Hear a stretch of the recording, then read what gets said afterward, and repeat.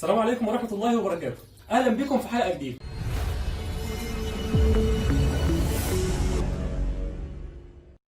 حلقة النهاردة تخص مستخدمي برامج الجرافيك أو الجيمرز.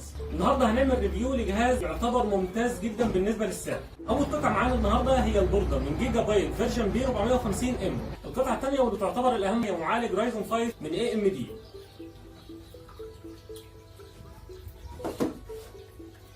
الهارد اللي معانا SSD M.2 500 جي بي.